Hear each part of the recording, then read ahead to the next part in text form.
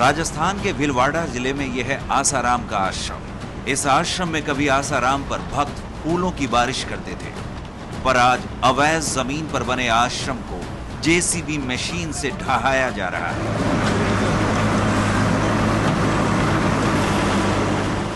Boundary पर जहां पे अतिक्रमण आ रहा है वो अतिक्रमण पक्का निर्माण तोड़ करके और पोजीशन में लिए जा रहा है। आध्यात्म का आडंबर रचने के दौरान आसाराम ने देश भर में अपने आश्रमों का जाल फैलाया और अरबों रुपयों की जमीनें खरीदी। भीलवाड़ा का आश्रम उन्हीं में से एक है। आसाराम पर आरोप है कि आश्रम के लिए जो जमीन उन्होंने खरीदी उससे सटे हुए सरकारी जमीन पर भी उन्होंने कब्जा कर लिया। आसाराम के रुतबे के आगे अधिकारी सब कुछ जानते हुए भी कोई कार्रवाई नहीं कर पाते थे। पर यौन शोषण के आरोप में जब आसाराम जेल के भीतर पहुंचे तब राजस्थान सरकार भी नींद से जागी और आश्रमों के नाम पर कब्जा की गई सभी जमीनों के रिकॉर्ड खंगाले जाने लगे। प्रशासन को जब यह पता चला कि भीलवाड़ा जिले में आसाराम ने आश्रम के करीब की जमीन पर अवैध कब्जा कर लिया है, तब प्रशासन ने एक बड़ी कार्रवाई की।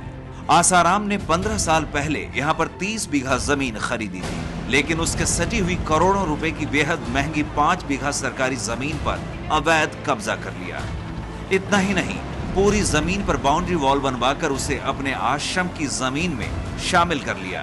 प्रशासन के अधिकारी पुलिस फोर्स के साथ आसाराम के आश्रम पर पहुंचे और साधकों के हल्के विरोध के बाद जेसीबी मशीन से कब्जा की गई जमीन मुक्त करवा ली।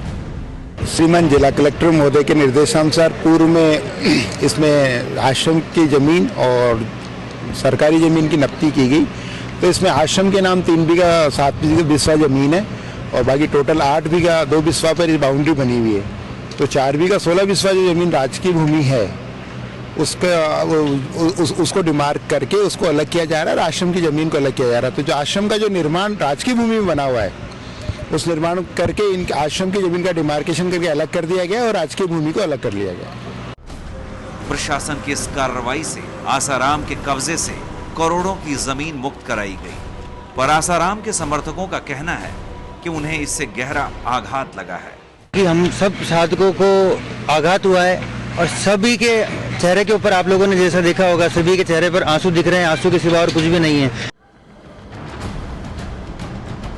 आसाराम के आश्रम के खिलाफ अभियान चलाकर राजस्थान की गहलोत सरकार ने एक बार फिर यह साफ कर दिया है कि आने वाले दिनों में भी आसाराम की मुश्किलें बढ़ने वाली हैं। सरकार की नजर अब राजस्थान के उन बाकी शहरों के आश्रमों पर है जहां आसाराम पर जमीन के कब्जा किए जाने का आरोप लगा है।